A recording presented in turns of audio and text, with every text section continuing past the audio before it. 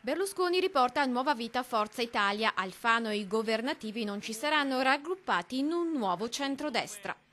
Mi sembra un nome non particolarmente efficace, nuovo centrodestra, pensando a chi lo compone. Meglio allora tenersi anche la sigla PDL, è quel che farà il Veneto. In queste ore di caos e decisioni qualcosa già trapela. I prossimi giorni saranno infatti decisivi per capire cosa accadrà in Consiglio regionale e in Giunta, chi starà con chi. Ma l'assessore Remo Sernagiotto, fedelissimo da sempre di Silvio Berlusconi, svela che probabilmente in regione siederanno uomini di Forza Italia PDL e uomini di Nuovo Centrodestra PDL.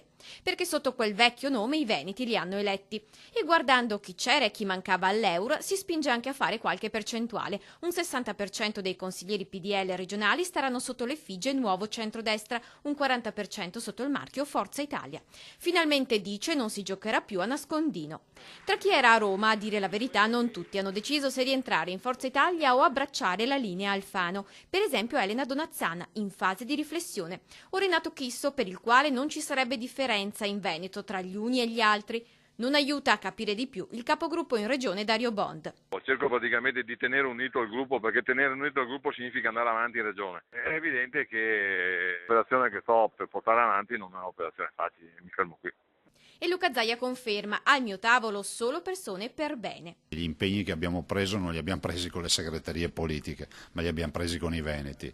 I veneti hanno un programma che noi abbiamo presentato, un programma di governo, lo stiamo portando avanti a sprombattuto. Io dico da qui alla fine, che manca ancora un anno e mezzo, a pancia a terra. L'eurodeputato Canciani invece legge in questa scissione l'avvicinamento alla corrente popolare ed è decisamente per il nuovo centrodestra. Bisogna adesso ricomporre un centrodestra che ha delle possibilità enormi ed è in linea perfetta con quello che oggi è il Partito Popolare Europeo. Si allontana da Forza Italia anche il senatore Sacconi, che teme altrimenti un isolamento politico. Mettere insieme tutti i moderati per il momento del voto che dobbiamo rinviare nel tempo, non auspicare sia prossimo per il bene dell'Italia, ma anche per la convenienza dei moderati del centrodestra italiano.